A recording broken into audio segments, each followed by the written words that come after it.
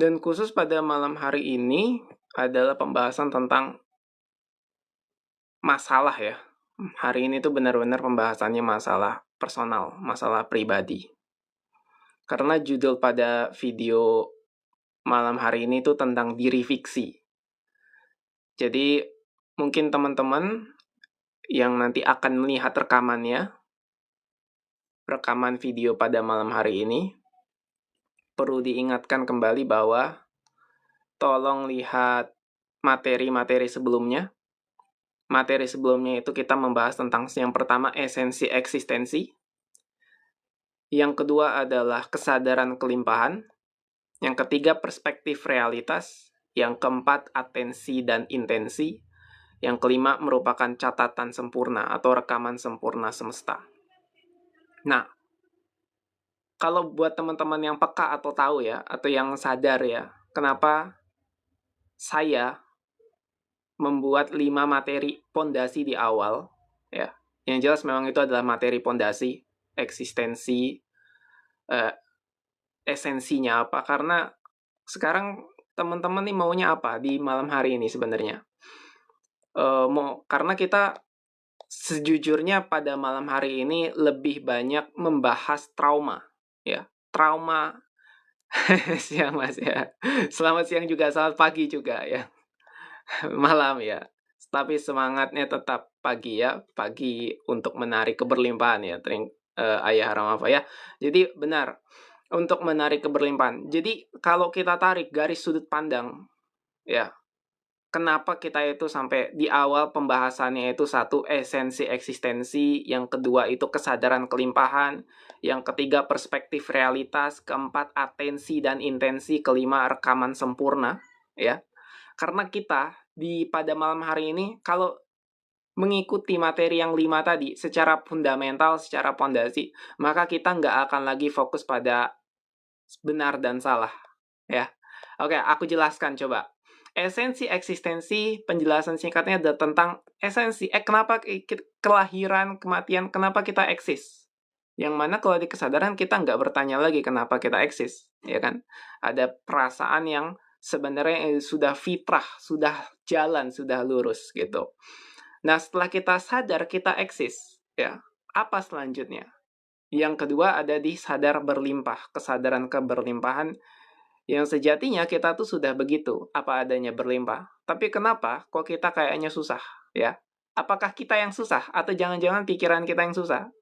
Ya, kalau dikembangkan lagi dalam materi kesadaran kelimpahan antara kita melawan dunia, nah gitu kan, melawan realitas, ada apa sih? Nah, itu kan bisa panjang lagi. Nah, yang jelas adalah fokusnya atau esensinya kita yang berlimpah. Itu dulu ya, sebelum kita masuk ke pembahasan. Karena jujur materi ini teman-teman sangat-sangat panjang. Yang kesadaran saja itu kurang lebih ada 40. Ini baru kelima. Malam ini 6. Oke, kita sambil tanya jawab ya.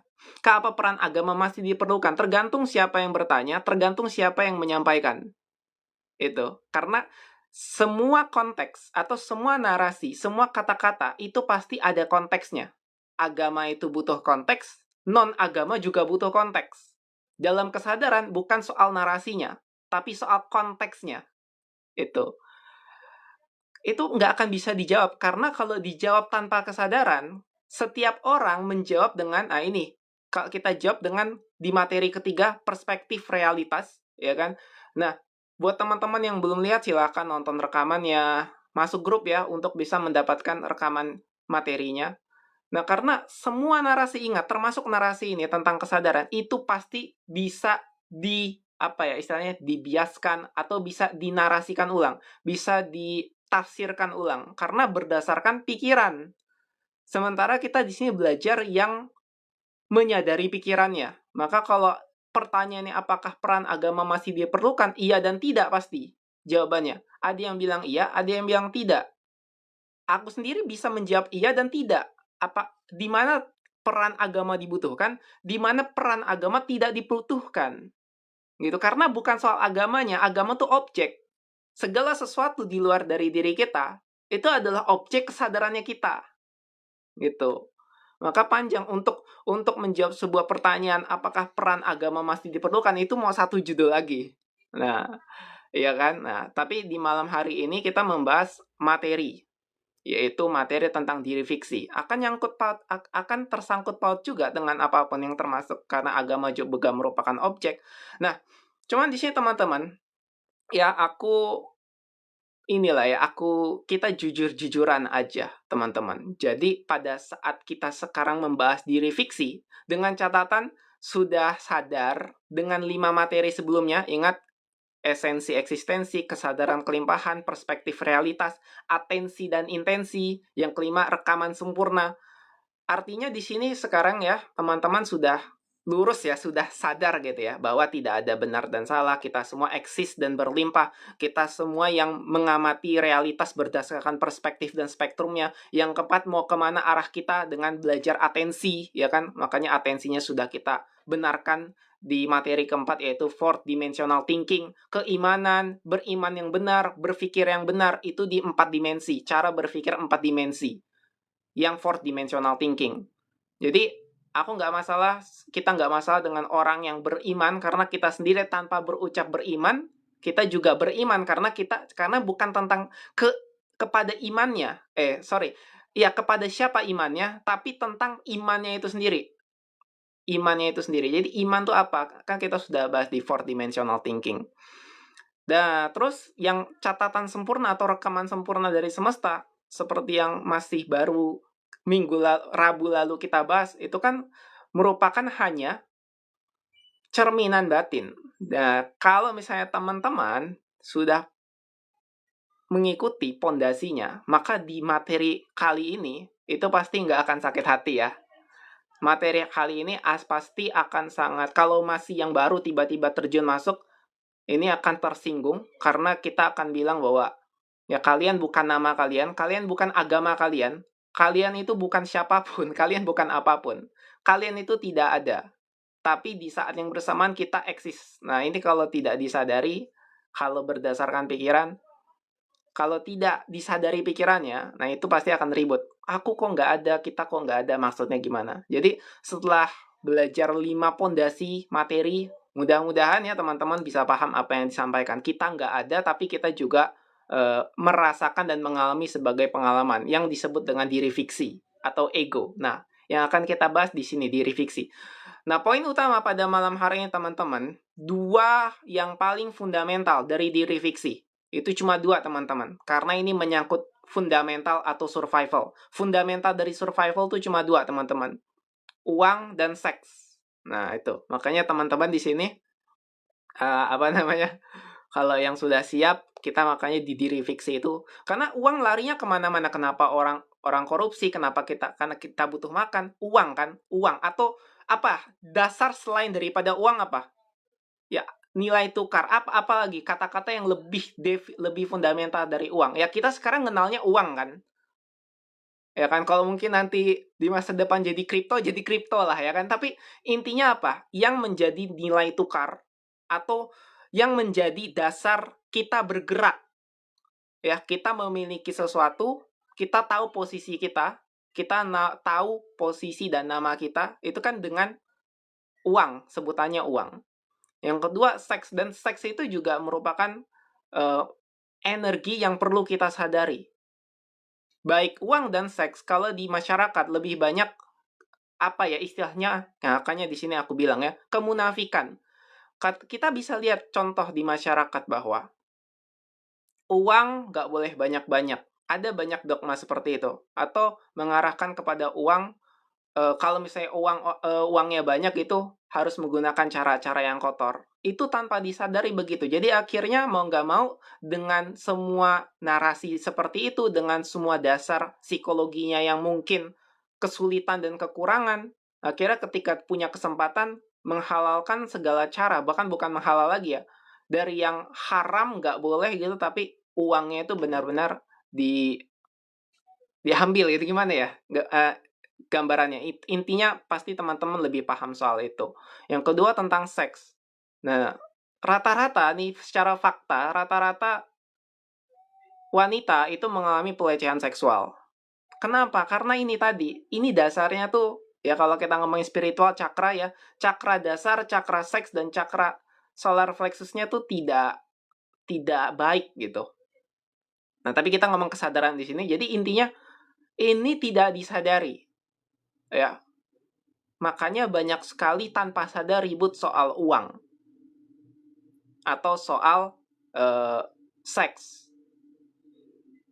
Jijik banget gitu misalnya kan. Kenapa sih laki-laki kok doyan banget sama pikiran-pikiran mesum, ya kan? Apalagi terus perempuan yang terlecehkan, laki-laki yang akhirnya merepresi, ditekan hasrat seksualnya karena tidak punya landasan kesadaran yang baik dan tidak punya jalur untuk menyalurkan semua aktivitas seksualnya. Karena kalau ngomongin seks, nanti kita akan bahas juga yang lebih dalam tentang seks, bahwa semua dari aktivitas kita ini, dari ujung kepala sampai ujung kaki kan adalah organ seksual. Gitu ya. Nah, tapi memang nanti seks juga kita akan bahas. Ini kita hanya pembukaan saja. Pembukaan tentang fundamental kehidupan dari ranah survival itu adalah uang dan seks.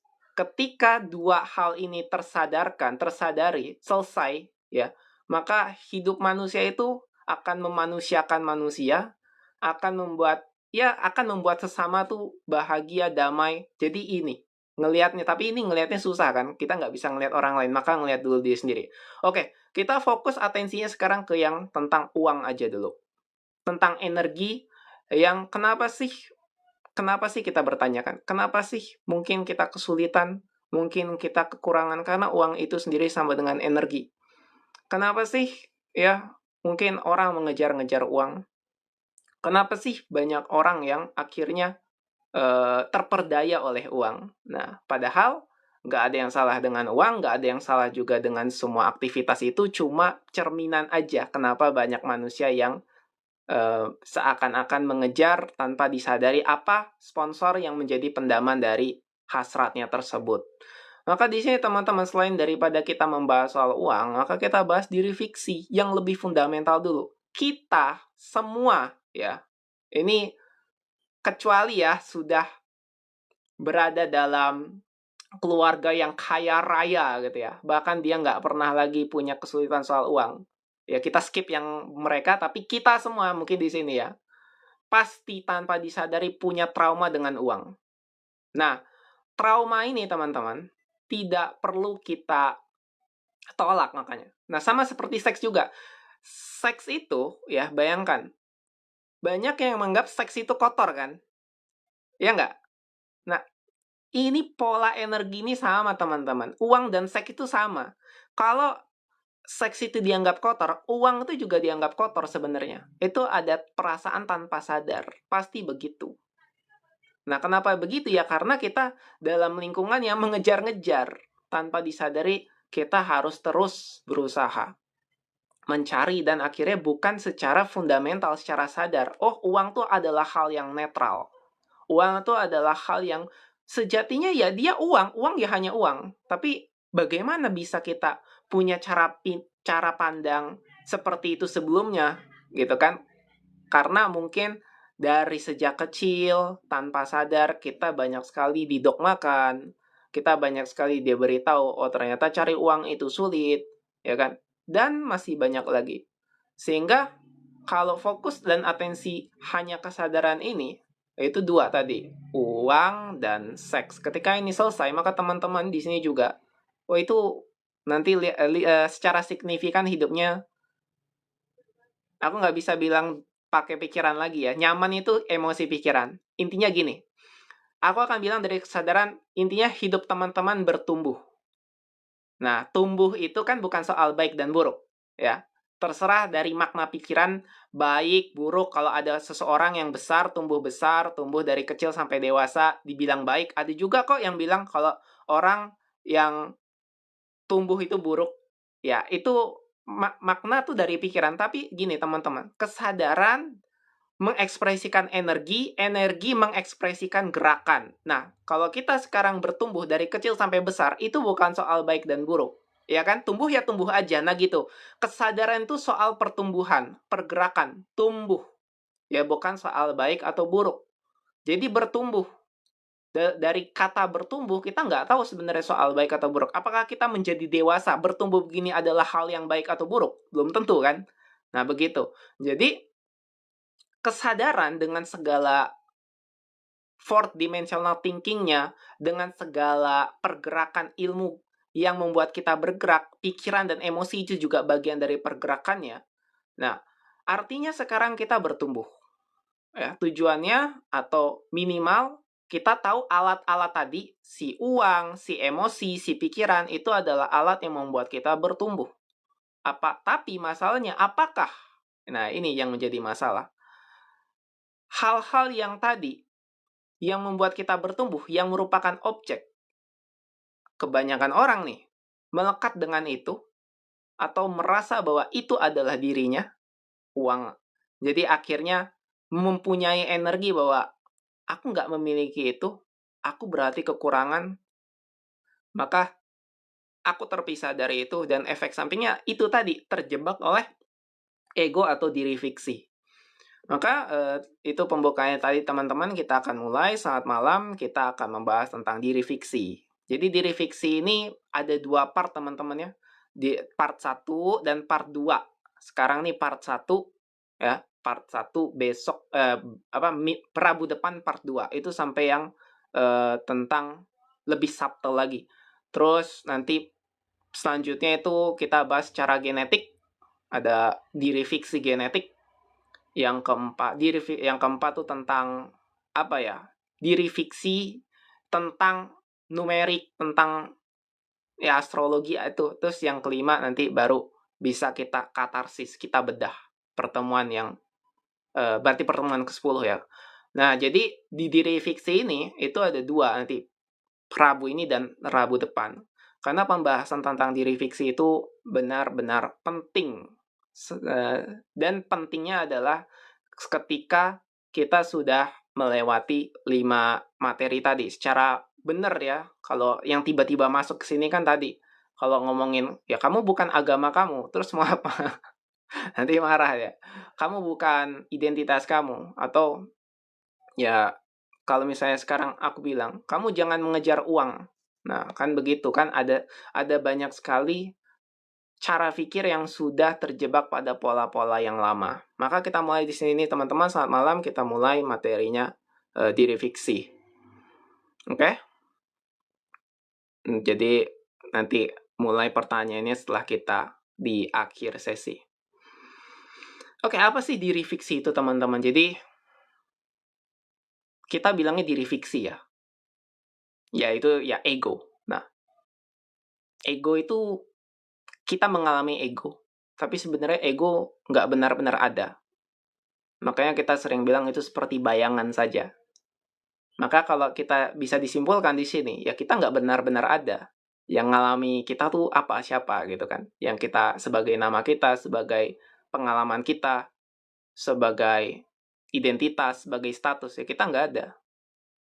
Tapi nggak ada, nah bukan berarti tiba-tiba kalau diidentifikasi sama emosi dan pikiran kan, kalau nggak ada, wah berarti buat apa aku hidup? Nah kan mulai itu. Padahal itu adalah pendaman pikiran aja, pendaman emosi aja. Maka ini sulit dijelaskan teman-teman dengan yang masih berkutat atau bergelut dengan dirinya sendiri. Kenapa? Karena belum mengenal dirinya. Maka di sini, ketika kita sudah sampai di titik di materi diri fiksi, kenapa ini bukan materi paling pertama? Sebenarnya, kalau di tempat-tempat lain atau di kelas-kelas kesadaran yang lain, diri fiksi itu yang paling pertama. Membahas diri fiksi itu yang paling pertama. Cuman, berdasarkan pengalamanku ya, itu harus ada pengantar. Ada pengantar bahwa, oh biar kita secara umumnya tahu sebelum masuk ke materi diri fiksi. Karena kalau sudah masuk materi diri fiksi, ya banyak sensitifnya kan tadi. Banyak yang nggak enaknya. Ya seperti kita harus dealing, kita harus mengakui bahwa, oh ternyata ada yang utama dari efek diri fiksi, yaitu uang dan seks. Nah, jadi teman-teman ketika mendengar ini, segera langsung sadari. Benar nggak ya, aku memang punya trauma terhadap uang. trauma yang tidak sadar dibentuk sampai akhirnya kita ya gimana ya, perasaannya itu tentang uang tuh tidak netral. Pasti coba kalau misalnya kehilangan tentang uang apa? Apa pikiran? Apa perasaan? Nggak enak kan? Nah itu disadari. Baru mikirin, belum kejadian beneran. Nah ini berarti dimulai dari sekarang, ini harus benar-benar kita sadari total. Itu baru bahas tentang uang ya, belum yang seks. Nah, seks nanti lah ya, bukan sekarang. Wilayahnya itu memang lebih dalam, lebih spesifik. Di sini tuh hanya sekedar pembahasannya ya untuk menyebutkan bahwa memang yang utama dari diri fiksi yang bisa menjadi alat untuk menguatkan kepribadian atau menguatkan pertumbuhannya seseorang itu uang dan seks. Ini karena kalau kita satukan lagi ini adalah mode survival. Jadi mode berkembang biak dan mode untuk hidup. Ini perlu benar-benar disadari. Diri fiksi yang tidak ada tapi kita alami untuk secara total kan. Nah itu dia, penting sekali. Alasan kenapa banyak sekali yang orang-orang yang masih menjalani dengan spektrum sudut pandangnya sendiri karena merasa atau tanpa sadar terpisah dari semesta atau dari kesadaran. Sehingga harus bergelut dengan dirinya sendiri, berkutat dengan pikiran emosinya sendiri, karena fungsi atau masing-masing dari pikiran itu memiliki cabang yang sangat banyak posibilitasnya. Ingat seperti materi kita di sebelumnya, dari keyakinan, dari nilai-nilai yang dari bawah sadar sejak ditanam dari kecil akan berubah menjadi sudut pandang itu akan menjadi keyakinan, dari satu keyakinan akan membuat ratusan emosi, dari satu emosi saja, dari yang ratusan emosi kita ambil satu saja, dari satu emosi aja itu menjadi ratusan pikiran. Bayangkan pikiran seseorang tanpa disadari akan berubah menjadi banyak sekali, masif di dalam kepalanya. Ya, gambaran, video, kata-kata muncul begitu saja tanpa pernah disadari dan tanpa pernah tahu caranya karena melekat, apalagi tidak pernah didukung ya dengan lingkungan.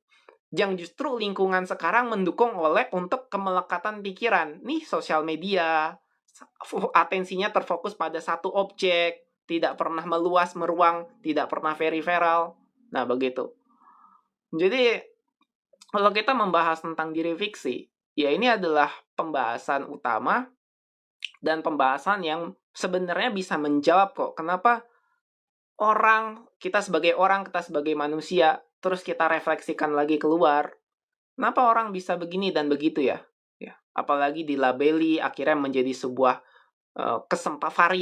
kesempatan untuk menjadi objek melekat memerankan objek tertentu dalam dia menjadi subjek atas objek tertentu.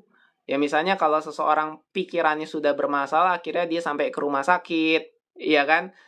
Terus didiagnosis bipolar, skizofrenia, ya macam-macam. Akhirnya minum obat depresi, padahal ya gini teman-teman, bukan berarti aku akan bilang kesadaran adalah solusinya.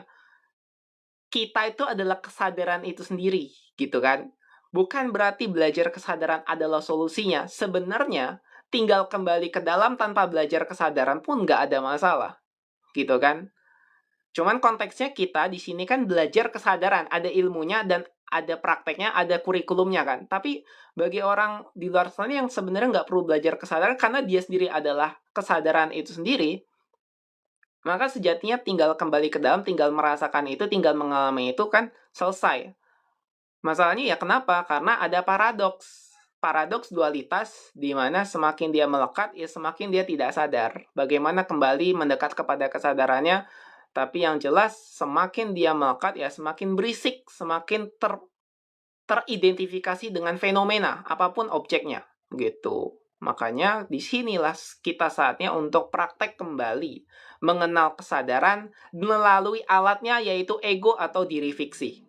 Oke? Nah, lanjut setelah kita mengenal diri fiksi, ya, diri fiksi ini bisa kita alami sendiri atau bisa kita pelajari termasuk apakah kita suka matematika, nama kita siapa, berasal dari keluarga mana, bangsawan atau kurang mampu, ya nama kita terus selalu dijadikan objek apa, makanya ada nama gitu kan. Nama ini ya, namaku Fernando Prilian Adang. Ada yang, oh ini terus terkait juga dengan mungkin primbon, itu nggak masalah. Sebenarnya itu variasi aja. Kalau sudah di kesadaran itu semua nggak masalah. Energinya itu hanya sekedar permainan energi. Tapi yang jadi masalah adalah ketika melekat pada semua diri fiksi itu.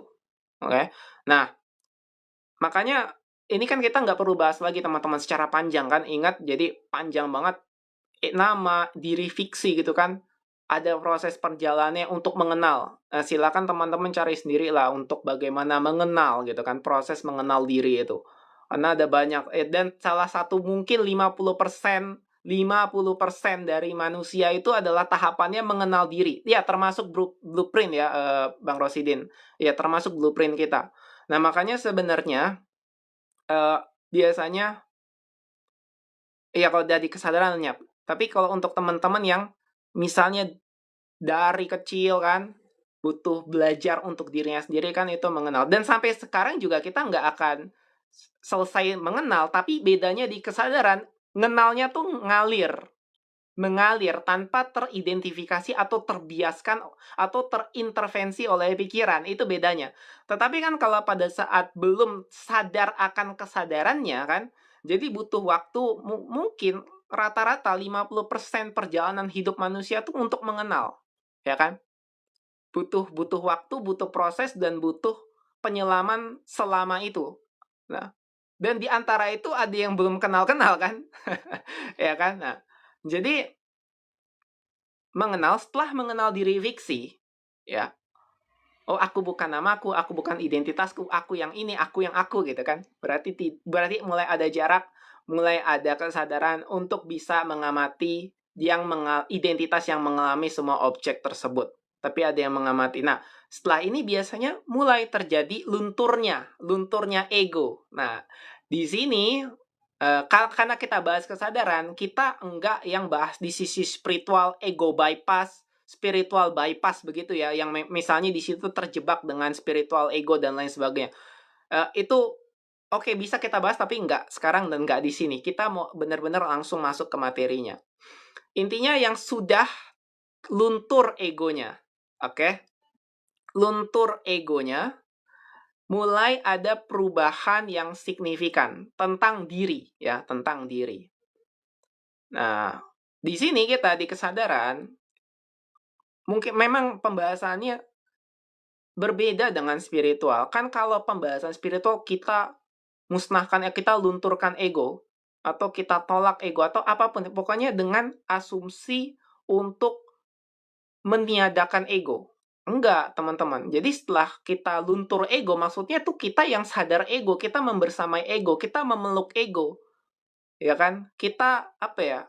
Apa sih istilah petting untuk hewan tuh? Kita kayak misalnya kucing, ngeong ngeong gitu kan. Nah, kita yang elus-elus ego. Bukan elus untuk menguatkan dia, untuk membuat dia lebih kuat ya. Tapi kita yang sadar ego ini butuh divalidasi. Ego ini ya aku ego, tapi aku yang sadar tentang kamu ego, ya. Ya kita yang inilah, kita yang tahu ego inilah, jadi dia nggak akan bandel gitu. Gitu ya. Jadi nyaman kita jujur, makanya ada banyak sekali istilah dari psikologi itu ya, kayak Carl Gustav Jung itu bilang bahwa selesainya manusia itu adalah ketika sudah individuasi namanya, individuasi. Itu ketika dia mengenal diri intinya. Sebelum mengenal diri ya dia akan lari kemana-mana, ada yang sampai jadi narsistik gitu kan. Nah, tapi setelah mengenal diri, oke, dia cukup. Selesai. Gitu. Jadi, ya mengenal diri fiksi, ya mengenal diri. Itu paradoksnya. Ketika mengenal diri fiksi, ya mengenal diri. Karena si diri fiksinya nggak ada. Gitu ya. Nah, ini kata-katanya tuh gampang banget kayaknya. Padahal prosesnya itu sangat-sangat panjang. Ya kan? Makanya nggak sembarangan untuk bisa diungkapkan, disebut. Kayak seakan-akan mudah aja untuk disebutkan. Padahal itu setiap orang memiliki perjalanannya dan prosesnya masing-masing. Sampai ada juga yang melalui awakening. Contohnya aku awakening. Tapi di kesadaran kita nggak bahas awakening harus beberapa kali. Yang sekali aja mungkin udah cukup. Oke lah, katakanlah dengan contoh bahwa awakening, spiritual awakening sekali gitu. Karena polanya mau itu beberapa kali awakening, mau sekali itu nggak penting, ya. Mau nanti akhirnya dari identitas awakening jadi bisa eee, ngelihat langit gitu, macam-macam itu nggak penting, di sini nggak penting. Itu ekspresi saja, kita nggak bahas di situ.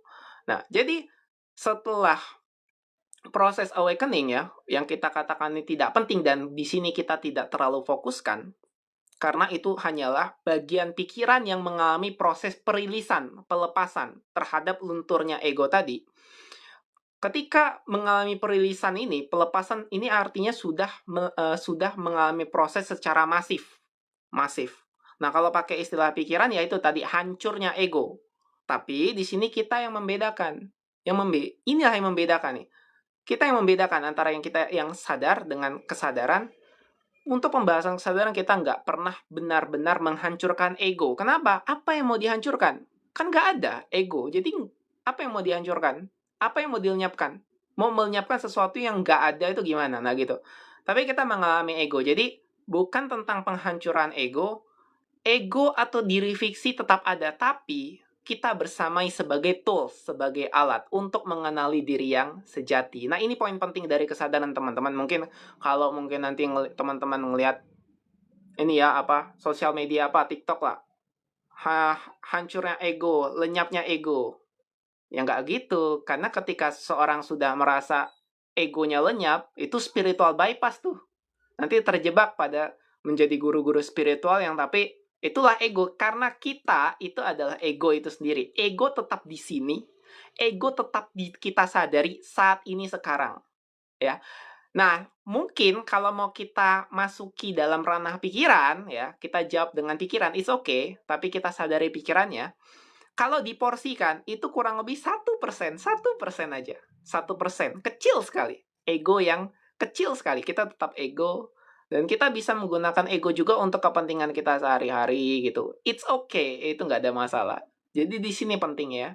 Walaupun itu nggak penting juga 1%, itu cuma ini aja yang bisa kita rayakan sebagai kesadaran dan ego bersama-sama. Jadi dua dimensi kita hidup sebagai kesadaran dan sebagai ego. Jadi untuk kita sekedar referensi kata-kata gitu ya. Jadi kesadarannya dikasih jarak dengan ego ya. Iya, kita yang tahu ego gitu. Kita yang sadar yang mana kita yang sadar dan yang ego gitu. Nah, nanti ego tetap di sini, ego tetap kita sadari, mau porsinya kecil, ya nggak apa-apa, 1% saja. Gitu, biar kita gampang memaknai ego yang 1% tadi. Oke? Maka setelah kita sadari si ego, si diri fiksi ini kita nggak lenyapkan, dan kita tahu bahwa ego sebenarnya nggak benar-benar ada, jadi kita nyaman dengan diri kita sendiri. Lah kita ya begitu. Apa yang mau kita lenyapkan yang nggak benar-benar ada? Nah, nah ini juga kita validasi. Setelah kita sadar terhadap diri fiksi tadi, maka apa yang terjadi selanjutnya? Nah, kita mengalami kesadaran itu sendiri. Apa yang kita alami ternyata juga sebagai ekspresi, sebagai peran. Kesadaran yang berekspresi sebagai peran, jadilah pengalaman. Kita mengalami rasanya makan enak, kita mengalami rasanya punya banyak duit gitu ya. Kita mengalami yang namanya emosi, kita yang mengalami rasanya nggak nyaman, kita yang mengalami pikiran. Oke, apa bedanya dengan orang-orang yang ya bedanya orang-orang yang sebelum sadar ya melekat larut dengan pikirannya, dengan emosinya. Itu gitu teman-teman. Nah, sekarang berarti di sini clear ya, paham bahwa oh, aku sekarang punya jarak nih antara pikiranku, perasaanku dengan aku, dengan kesadaranku. Jadi itu nggak bulat, nggak stres, gitu kan? Nah, ini nangkep nggak ya teman-teman? Kalau yang pikiran hanyalah spektrum, emosi itu hanyalah tanda sebagai alat. Jadi itu nggak macem-macem lagi kita. Kita tuh benar-benar sudah di sini sekarang pure sebagai kesadaran. Dan yang mengalami juga mau punya uang banyak, mau lagi nggak punya uang, mau makan enak, mau lagi nggak ada makanan gitu. Kan kita yang mengalami itu. Kita punya emosi, kita mengalami rasanya nggak nyaman, kita mengalami macam-macam. By the way, aku cerita aja. By the way, aku ini ya, Aku mengalami kejadian salah satu fase cerita di hidupku sekarang, aku ini teman-teman, aku kemalingan teman-teman. Kipas angin, komputer gitu ya, apa namanya, adaptor, ya kabel-kabel AC, banyak macam. Jadi ya udah, oh ya udah, kusaksikan, ya wes, ya udah, buat laporan ke polisi pulang. Udah gitu aja. Ya, jadi tidak melekat dengan emosi macam-macam. Iya, kita yang sadar terhadap emosinya, namun tidak melekat. Namun kita yang mengalami emosi itu secara total. Nah, buat teman-teman yang sudah sering praktek tuh udah enak, udah ngerti biasanya, udah ngalami. Oh iya, karena prosesnya di hanya kesadaran tuh kan kita kenal, mengenali, menyadari, mengalami, baru menyaksikan. Oke ya, ya kurang lebih begitu. Jadi tidak melekat. Ya, cuman kalau didefinisikan dengan kalimat ini kan agak susah ya. Tidak melekat dengan emosi. Yang melekat apa, yang tidak melekat apa. Nah, makanya kata-kata atau narasi itu sulit untuk benar-benar kita terjemahkan sebelum kita benar-benar sadar dalam praktek ekspresi peran dualitas untuk transisi ke kesadaran non-dualitas.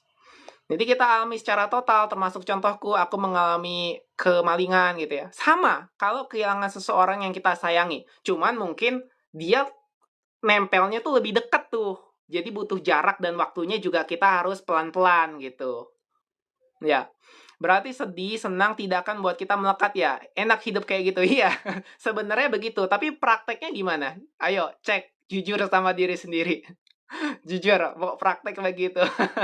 Iya. Nah, jadi bukan berarti yang kita secara sadar tuh kosong. Ya orang tuh takut. Aku waktu jelaskan kesadaran tuh ada yang salah paham kayak takut gitu. Wah, kalau aku sadar berarti aku kosong. Bukan kosong yang selama ini mungkin dimaksud adalah hambar. Susah boleh ya.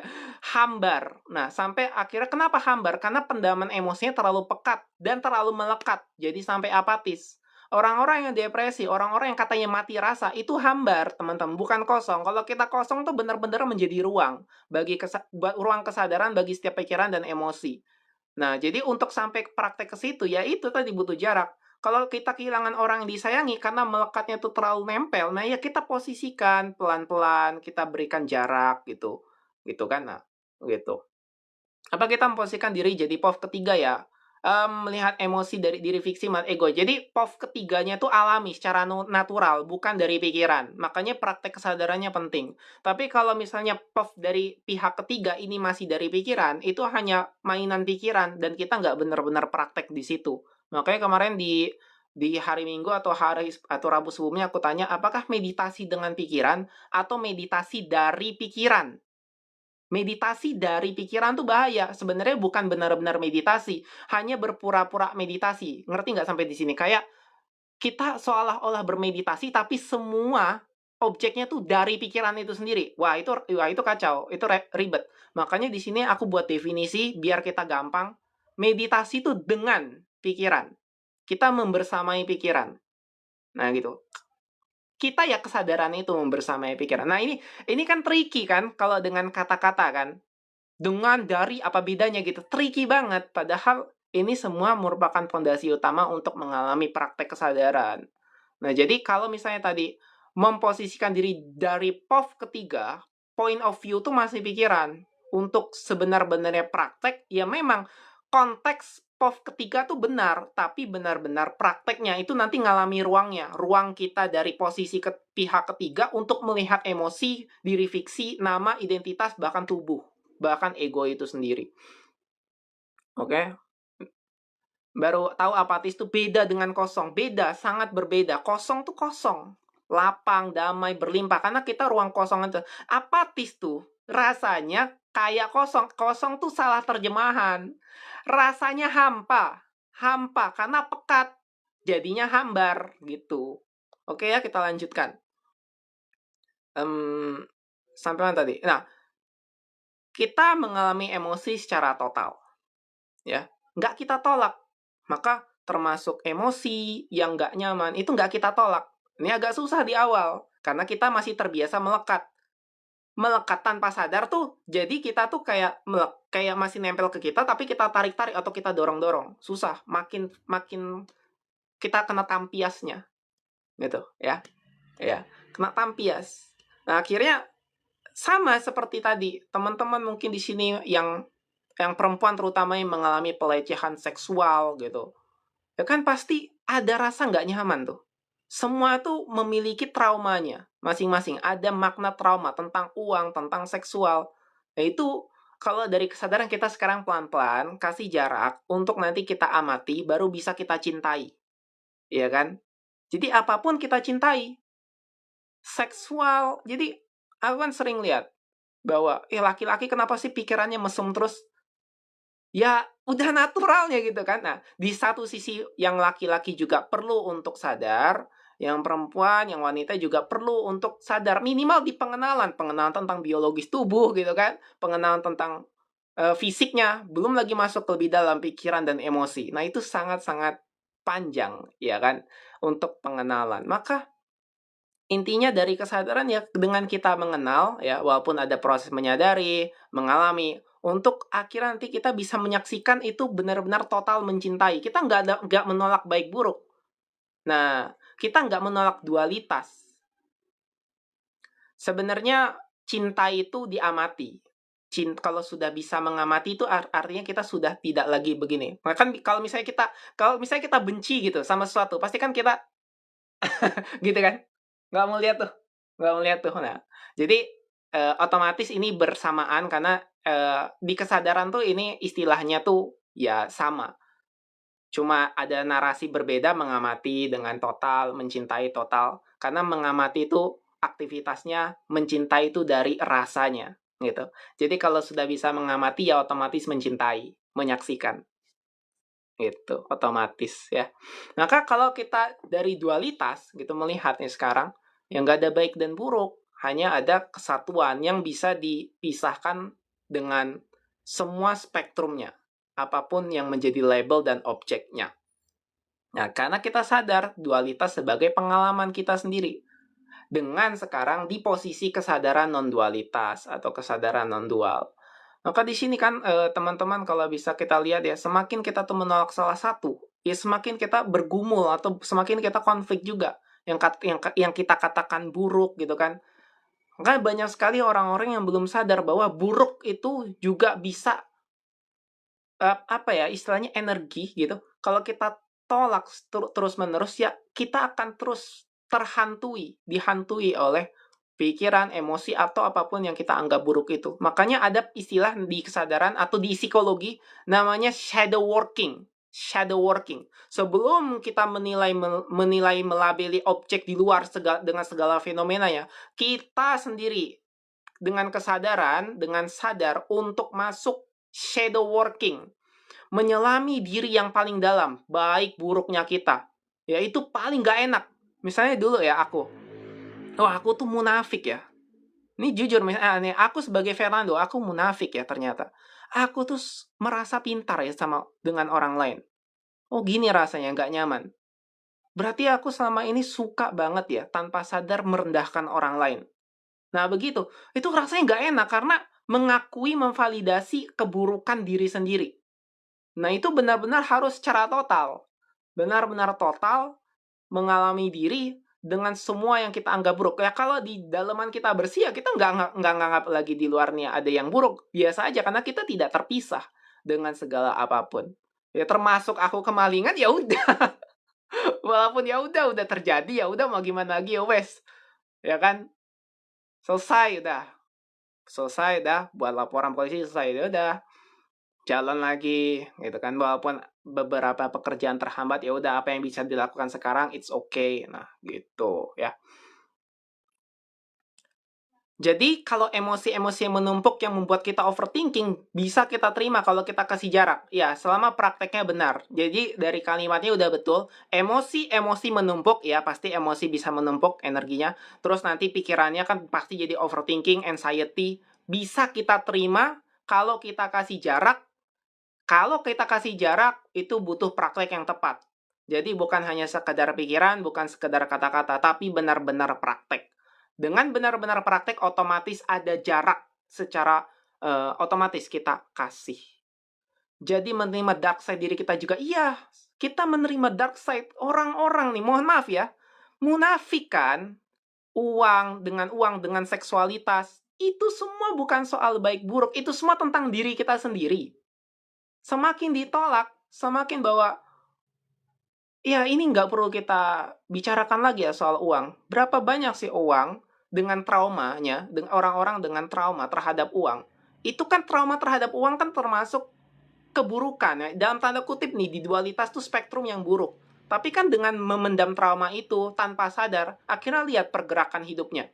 Ya korupsi, ya maling, apapun itu. Nah, akhirnya begitu.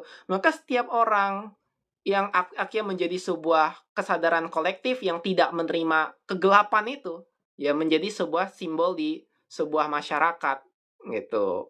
Dan juga sekarang tanpa perlu sorry. Nah, tanpa perlu kita judge masyarakat, ya kita tahu dengan adanya mungkin keburukan ini, ya kita sadari juga.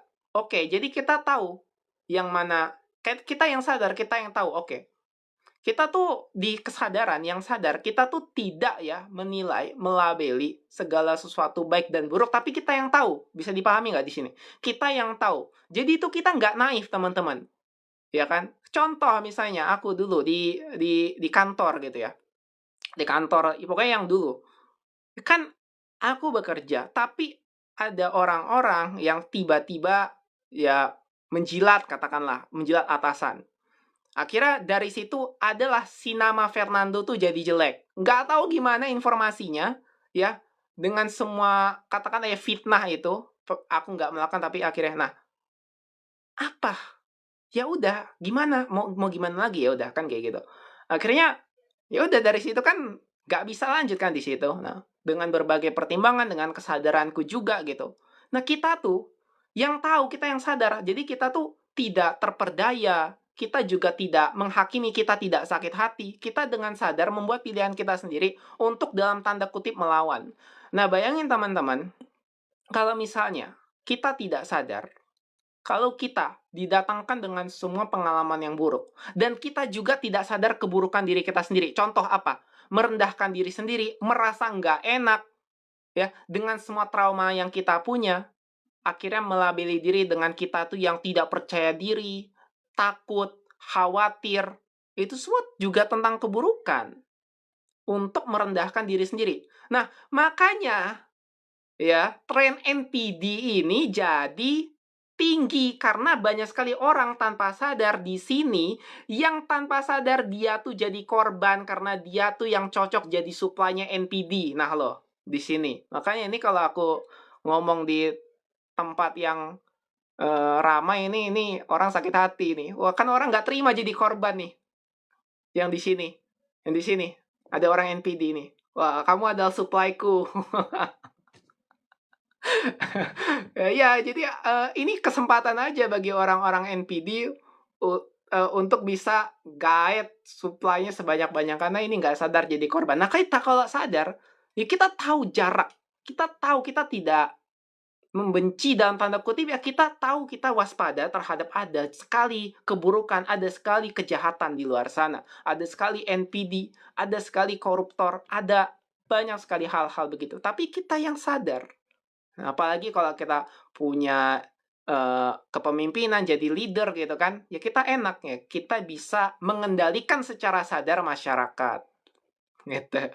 Ya gitu, mengendalikan ya dengan sadar ya, karena masyarakat itu sendiri sesuai dengan kesadarannya. Makanya teman-teman di sini, dulu kalau misalnya aku ya merasa diri korban ya, Bang Rosin. Jadi, kita nggak perlu untuk melihat melabeli dunia luar itu. Kenapa ada kasta? Kasta itu teman-teman bukan karena aturan.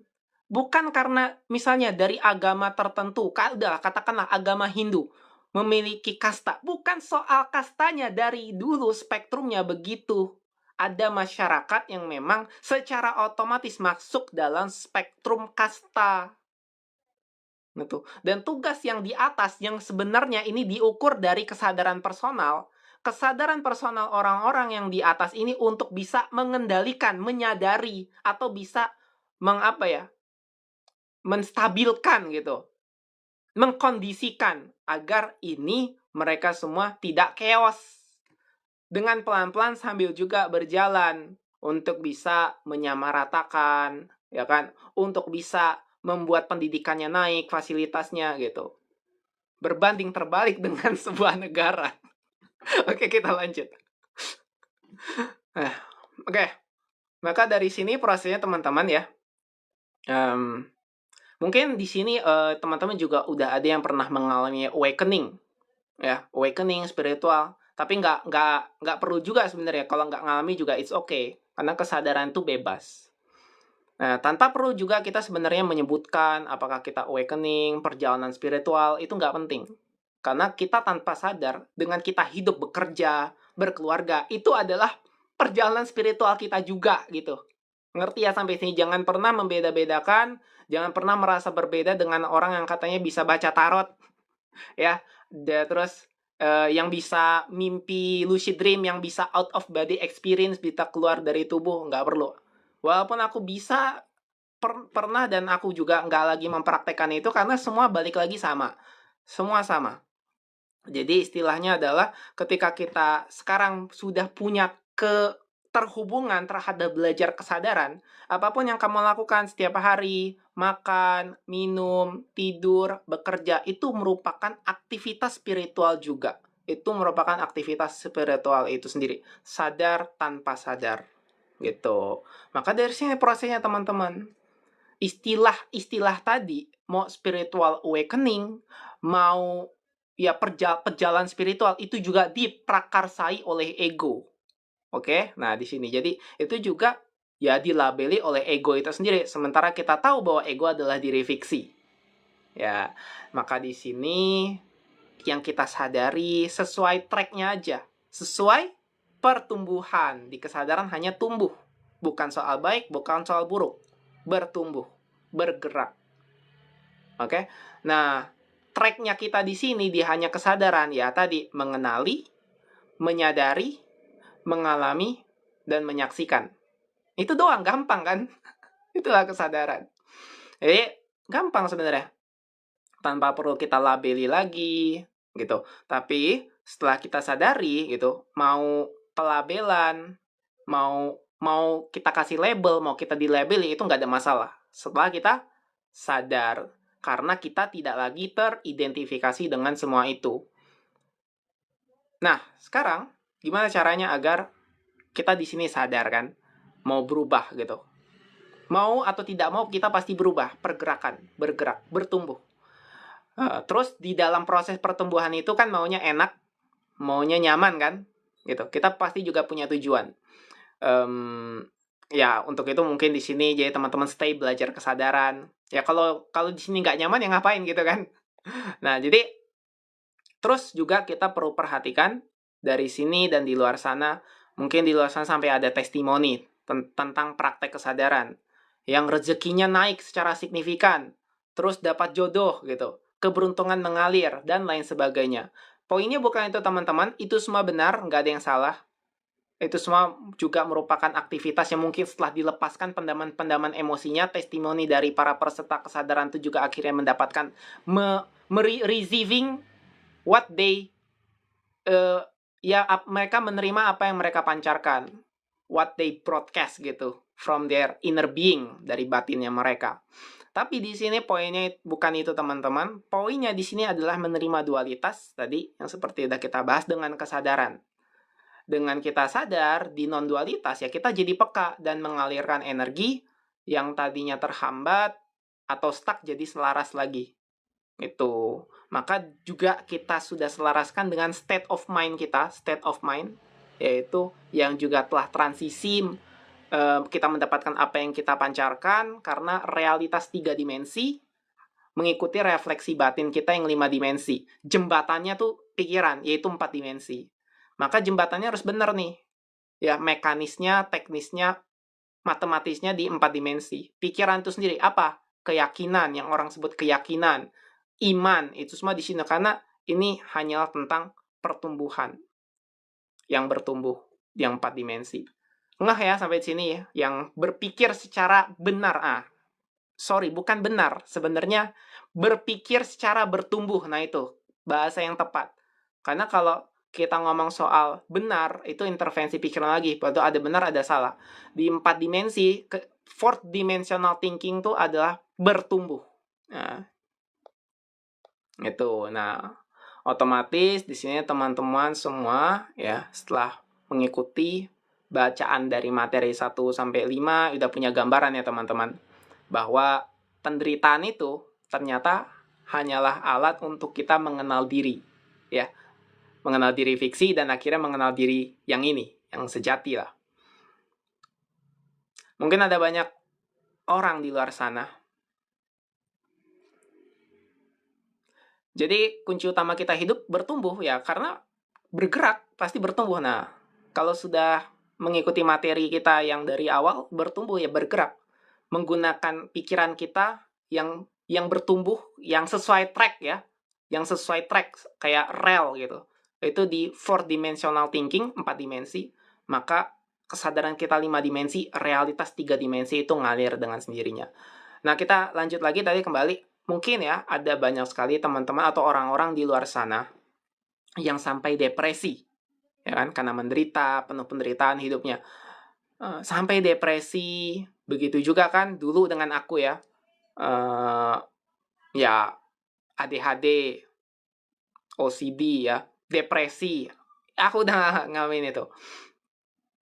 Terus ada juga orang yang sampai minum obat bertahun-tahun. Karena aku sendiri sampai sekarang juga masih ngechat dengan orang, ya dapat chat ya. Beberapa yang ini aku terima atau nerima jasa aku ya, dapat beberapa, tapi kebanyakan aku tanya dulu kan di chat bahwa aku udah minum obat, punya bipolar, anxiety, macam-macam ya, nih kayak anxiety. Nah, kan akhirnya beberapa orang yang aku terima, aku terapi secara personal kan gitu. Ya, sampai teman-teman ada yang didiagnosis bipolar gitu kan, skizofrenia gitu, anxiety disorder, dan banyak masih yang lain-lainnya gitu. Nah, kita sekarang di sini sadar bahwa kamu bukan itu. Ya, mungkin ya mengalaminya, nggak enaknya, menderitanya iya. Mengalami bipolar, mengalami skizo, mengalami anxiety, mengalami depresi. Tapi kamu bukan itu. Nah, di sini bisa ya, ada jarak ya, ada kesadaran ya. Nah, mungkin pelan-pelan dulu latihannya. Tapi sadar dulu, bukan itu, kamu bukan itu. Maka mulai ada jarak tidak melekat. Karena kan selama ini kalau semakin banyak gitu ya, kemelekatan ya tadi, aku yang bipolar, aku yang skizo, aku yang anxiety, aku yang depresi, terus itu. Jadi melekat. Enggak, kamu bukan yang itu, kamu tinggal lepas. Nah, mungkin proses melepasnya tuh butuh proses di sini, butuh pekerjaan ya. Jadi butuh dikerjakan. Nah, ini gitu. Nah, sampai akhirnya sadar, oh ya, disinilah aku mulai bisa mengalami bahwa aku bukan yang tadi anxiety, bipolar, depresi. Nah, ya sekarang sadari ya teman-teman di sini, kita bukan semua itu, lepas. Kita bukan semua pelabelan itu. Oke ya, sudah. Baru di sini yang terpenting ya dari kesadaran adalah tentang mengenal diri fiksi ya, untuk menemukan diri sejati. Oke. Nah, dulu waktu aku masih berguru di tasawuf ya, ada istilah begini. Kamu kenalilah iblis, maka kamu akan mengenal dirimu. Dulu aku bingung. Aku kenalan sama iblis. aku harus kenalan sama iblis gitu. Jadi, kan dulu karena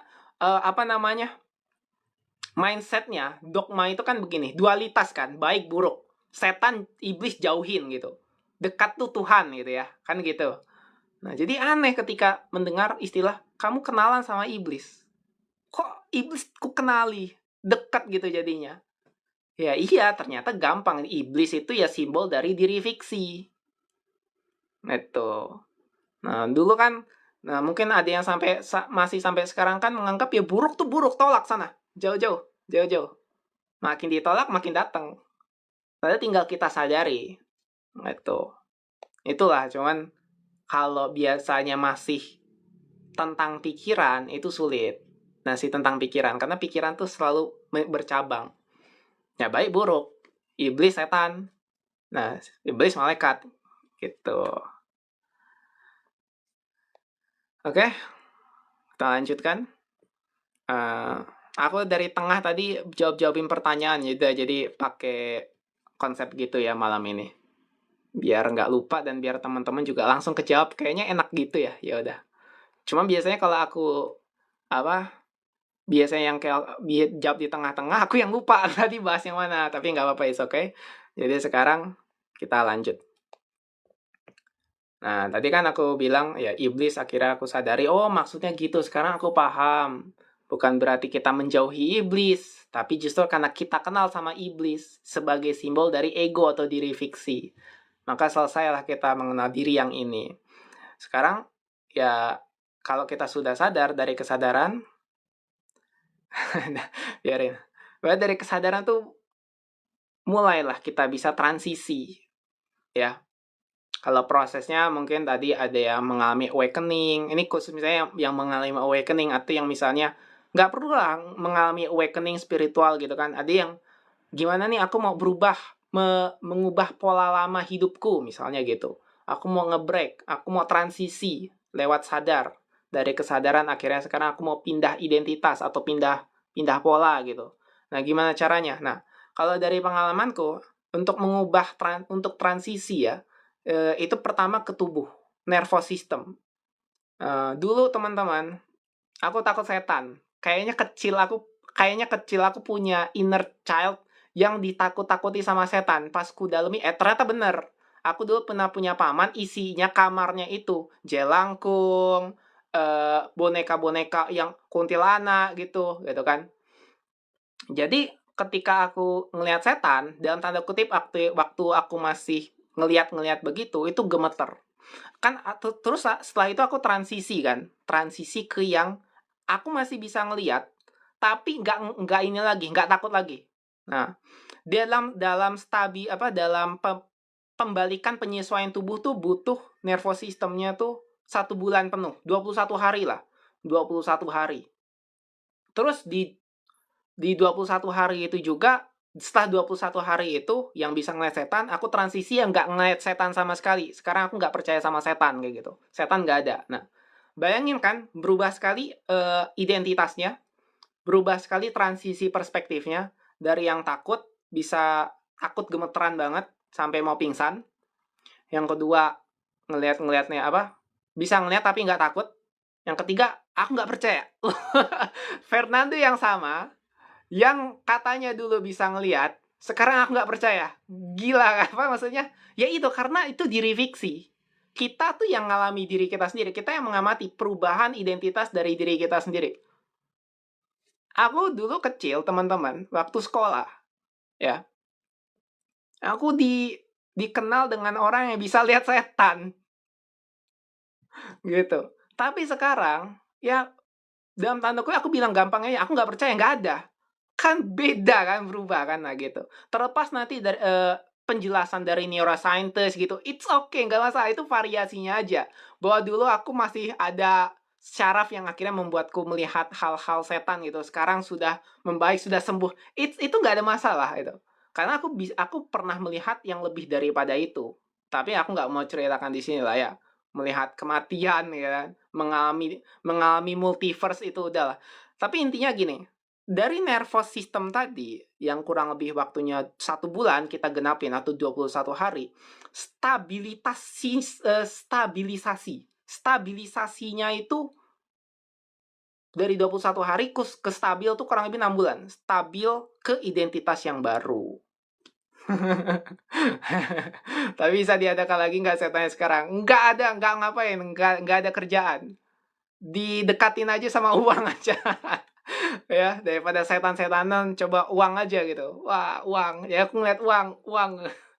Oke. Nah, jadi setelah 6 bulan tadi, itu tergantung pola hidup.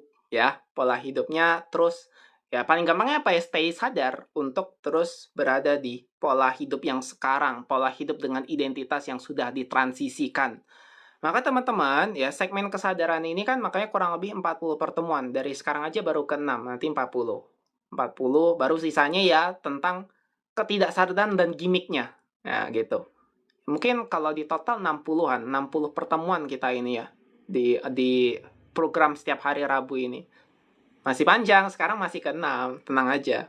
Makanya dari 40 kali pertemuan ini kan udah lebih dari 6 bulan. Bos tahun, ya kalau nggak ada libur kan. Nah, jadi dari prosesnya itu ada mind shifting, ego shifting, itulah kesadaran teman-teman. Jadi kesadaran yang berekspresi memilih secara free will ke identitas atau spektrum yang baru, gitu ya. Nah, terus dari four dimensional thinking, dari niat kita, kehendak kita, mau menuju proses yang mana, realitas yang mana. Dan itu yang dituju secara sadar untuk berproses. Makanya ini penting teman-teman. Untuk praktek stay terus di kesadaran, ya, ketika ngelihat juga teman-teman yang lain berpraktek atau ada testimoni, tiba-tiba spontan, yang misalnya dia dapat rezeki gitu ya, dapat apapun lah, tiba-tiba, kalau istilah sekarang namanya serendipity. Serendipity itu keberuntungan yang tidak disangka-sangka, rezeki yang tidak disangka-sangka dapat gitu. Nah, padahal kalau stay di kesadaran maksudnya tuh begini. Tiba-tiba aku hoki, wah aku dapat ini, dapat rezeki nomplok. Padahal sejatinya kita tuh menerima baik dan buruk, tidak menolak penderitaan di saat itu ya, yang datang pada saat itu, dan menyambut juga keberuntungan dan keberlimpahan di saat yang bersamaan. Jadi karena kita stay sadar, yang kita sadari itu yang tiba-tiba nomploknya itu tadi. Ya, kayak gitu. Tahu nggak teman-teman ya, aku tiba-tiba PC aku yang komputer, walaupun nggak semuanya, kan ada monitor, ada ini, ada adaptor. Tahu nggak tiba-tiba, baru aja kemarin, PC aku yang kecurian, tiba-tiba aku dapat telepon, entah dari mana, karena ada komputer. Jadi dia beli murah gitu kan, beli murah gitu. Tiba-tiba aku ditelepon, Mas kayaknya ini komputernya Mas ya? Ya udah coba datang aja gitu. Aku ambil, wah bayangin aku udah ikhlasin gitu kan komputernya gitu karena udah kemalingan, balik teman-teman. Nah, itu kan termasuk rezeki yang tidak disangka-sangka. Dengan segala data yang akhirnya aku nggak perlu capek lagi, data yang aku punya tinggal ya udah ya dapat PC ku ya. Itu kan berarti terjawab. Semesta atau Tuhan tuh langsung segera. Kayak tiba-tiba spontan kan? Ya begitu. Jadi kita kasih jarak kesadaran supaya kita hanya menyaksikan diri fiksi dan lain-lain. Jadi kita kasih jarak kesadaran supaya kita supaya hanya menyaksikan diri fiksi. Oke, kalau misalnya Abang cerita Rasani udah paham, sudah nggak, cuman masalahnya gini, kalau saya, mohon maaf ya, dari saya mengamati kalimatnya, kurang lebih ini belum mengalami ya. Mohon maaf, karena gini, karena sebenarnya ini memang butuh praktek. Itu aja. Kalau sudah praktek, ya nanti ini akan berjalan dengan sendiri. Ya teman-teman di sini juga praktek, tapi teman-teman yang lain tuh mungkin udah ada yang pernah ikut dari yang live tahun lalu, dari ada yang program 21 hari, dari yang sebelumnya aku udah punya.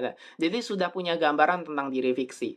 Dan bagaimana prakteknya. Nah, jadi kalau misalnya abang atau kakak cerita rasa nih mau ikut, nanti juga kita ada prakteknya, silahkan. Praktek-praktek untuk secara otomatis punya jarak dari kesadaran kita yang menyaksikan diri fiksi. Gitu ya. Ada setiap hari Minggu yang materi bebas dan setiap hari Rabu malam ini untuk pembahasan struktur kurikulum. Dan malam ini adalah hari ke-6. Materi ke-6 gitu ya. Oke. Oke, sedikit lagi teman-teman penutup. Tadi teman-teman, makanya ketika kita melihat ya, mungkin ada banyak testimoni tentang kesadaran,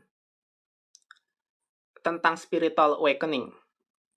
Dan yang menarik teman-teman, setelah kita mengalami ini, ya kurang lebih kita sudah di sini di dalam kelas atau di dalam kurikulum ini sudah mengalami lah ya kesadaran itu. Ini kita menjadi co-creator co-creator ya. Ya, kalau kita mau pakai konsep co-creator ya, sebenarnya kita kreator tapi ya biar kita lebih enak lagi co-creator gitu ya. Atau ya kita jadi bisa co-kreasi. Kita ya berada dalam mode kreasi, menciptakan. Ya tadi kayak contoh ya udah komputernya udah kemalingan ya udah. Tapi yang paling aku butuhkan PC-nya sih gitu kan. Balik, bener-bener balik gitu, tanpa disangka-sangka. Maka ini korelasinya teman-teman, ini bukan hanya realitas ke diri sendiri, tapi jadinya ini melibatkan orang lain. Ya, melibatkan orang lain. Kalau misalnya teman-teman sih mengalami kesadaran, ya, otomatis dengan kita ikut terus kegiatan pada malam hari dan seterusnya, tanpa peduli kita istilah awakening, ya, mengalami kesadaran, intinya sudah dalam sini, dalam ruang ini sendiri, it's udah mengalaminya gitu ya. Nah, ini bukan hanya tentang nanti ke realitas kita sendiri, tapi juga melibatkan orang lain, terutama realitas kolektif yang memiliki hubungan darah. Orang tua, anak, saudara, gitu. Gitu, teman-teman sebenarnya. Jadi, ini tapi dengan catatan kita benar-benar sadar ya. Kita sudah benar-benar sadar, benar-benar praktek. Maka jangan khawatir yang sekarang nih ya. Nih aku agak ini, makanya tadi disclaimer dari awal, mungkin agak sedikit menyebutkan kata-kata trauma dan mengingatkan lagi kepada trauma Anda. Kalau sekarang teman-teman di sini yang nonton dan ada yang menonton rekaman ya, lahir dari keluarga yang sangat toksik, NPD, ya. Jangan khawatir, ini sekarang mulainya dari diri kamu sendiri, ya. Mulai dari pemutusan genetiknya, kalau sadar kamu pasti akan terputus dengan genetik yang sebelumnya. Yang nggak enak tadi, nggak nyaman, yang toksik tadi. Jadi mulainya dari diri kamu sendiri sekarang, ya memang berat, tapi perjalanannya dari sini. Untuk mengenal diri, ya. Untuk sadar diri. Memang ada yang nggak tahan, ya. Susah, menderita, sulit, depresi, ada yang ingin mati gitu ya. Memang ada momen-momen begitu, tapi justru disinilah momen kesadaran kita lah. Di sini hadir.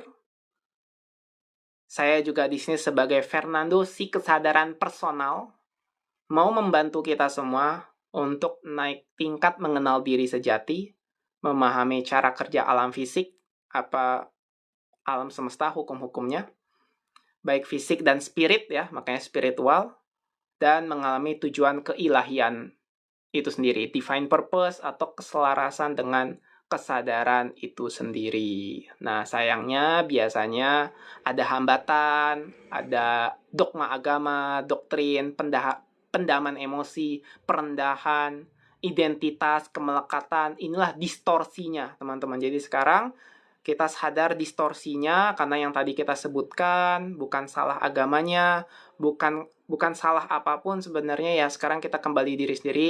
Ini hanya tentang bias dan distorsi karena diprakarsai oleh ego, menjadi lahan atau ladangnya ego. Maka sekarang kita yang sadar ego, kita yang kenal ego, kita yang tahu si diri fiksi ego ini, sekarang sudah berubah menjadi alat untuk kita sadar dan ingat kembali. Kita jadi tahu mungkin masih banyak orang di sana yang masih memberi makan egonya, masih merubah alat ketidaksadaran untuk memperkuat egonya, tapi kita di sini yang bisa menyeimbangkan semua itu dan sadar kembali sebagai kesadaran utuh. Oke, nanti kita lanjutkan lagi di part kedua, Rabu depan, kurang lebih tentang diri fiksi ini ya. Ini diri fiksi part pertama, part kedua Rabu depan, terus yang nanti pertemuan ke-8-nya lebih subtle, sampai bahas genetik. Lalu ada genetiknya, ada genetik yang berhubungan juga dengan angka-angka, astrologi, itu kita bahas juga, seru banget di sini nanti. Yang terus pertemuan ke-9 kayaknya cara terapi, nanti kita belajar terapi ya, terapinya untuk melepas diri fiksi atau mengalami diri fiksinya. Dan yang pertemuan ke-10 katarsis. Nanti nanti di situ teman-teman ada PR. Gitu ya. Ya. Oke, saatnya aku membaca pertanyaan. Kalau kita sudah stay sekarang, apa kita harus meditasi juga ya, Bang? Bebas, Bang David. Karena kalau kita yang tahu, kita yang stay di kesadaran, meditasi itu setiap aktivitas gerakan kita adalah meditatif dan kita juga bisa meditasi secara aktivitas juga bebas. Jadi kita sadar dan bahkan kita meditatif saat meditasi. Nah, gitu. Karena kesadaran itu stay kita sudah bebas. Mau kita aktivitasnya saat meditasi yang hening, karena baik keheningan dan berisik itu kualitas dari kesadaran, sama-sama kualitasnya. Luka bisa juga sebagai luka bisa jadi sebagai luka menembus cahaya. Bisa. Luka itu justru menjadi alat selama kita sadar di kesadaran menggunakan alat untuk menjadi cahaya sebenarnya bagi diri kita. Assalamualaikum, waalaikumsalam, Kak Iren, izin hadir ya. Izin tanya Bang, adakah korelasi antara kesadaran dan praktek ihsan dalam agama? Sebenarnya aku mau bahas itu. Ya, sebenarnya aku ada segmen-segmen yang khusus membahas antara kesadaran dan agama. Cuman karena berhubung ini adalah program kesadaran yang materi kurikulumnya khusus kesadaran, jadi aku kayaknya cuma apa ya, nyerempet-nyerempet tapi nggak pernah penuh. Ada kalau misalnya mau kita buat segmen yang khusus korelasi antara kesadaran dengan praktek ihsan dalam agama. Gitu ya. Ada oke. Luka bisa jadi sebagai celah menembus cahaya. Untuk cahaya bagi diri kita sendiri ya. Udah lama nggak bisa ikut, masih ada meditasi nggak Bang di live? Ada Kak Iren, aku cuma di tiap minggu. Kalau di Rabu nih memang versinya belajar. Khusus untuk belajar materi dan kurikulum kesadaran. Jadi Kak Iren mungkin kalau mau ikut meditasi, walaupun nggak setiap minggu malam itu meditasi, jadi silahkan aja nanti lihat-lihat aja. Karena sesi minggu lebih banyak nanti praktek meditasinya, dan karena di sana aku bahas bebas sih, nggak terstruktur kayak begini. Jadi silakan aja Kak Iren pantengin aja ya standby di setiap hari Minggu. Karena kalau di hari Rabu nih enggak ada meditasinya karena kita penuh belajar.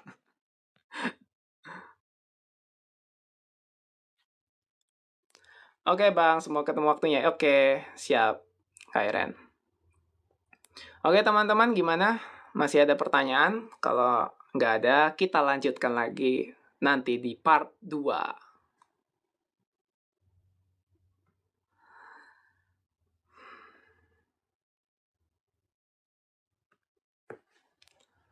Oke, kurang lebihnya tunggu 1 menit dulu coba.